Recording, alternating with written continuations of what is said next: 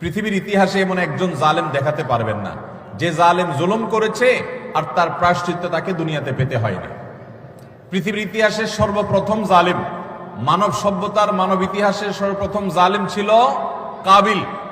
আদম আলাইহিস সালামের ছেলে কাবিল, সে জুলুম করেছে নিজের আপন ভাই হাবিলের প্রতি।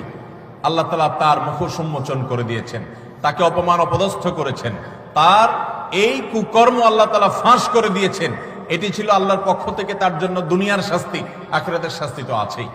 পৃথিবীর ইতিহাসে বহু জালেম গিয়েছে, নমরুদ জুলুম করেছে, আবু জাহাল জুলুম করেছে, উতবা সাহেবা জুলুম করেছে, অনেক পরাশক্তি জুলুম করেছে।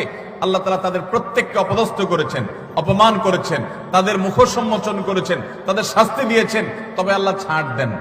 আল্লাহ বলেছেন ইন্নামা নুমলি লাহুম, আমি ছাড় দিয়ে রাখি। ইন্না কাইদি মাতিন, ছাড় দেওয়ার পরে যখন ধরি সে ধরাটা হয় বড় শক্ত, সেটা থেকে বাঁচার কোনো উপায় থাকে।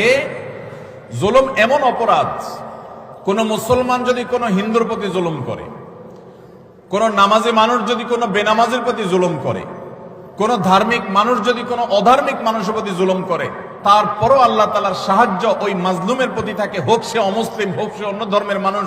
কারণ জুলুমকে আল্লাহ কখনো সহ্য করেন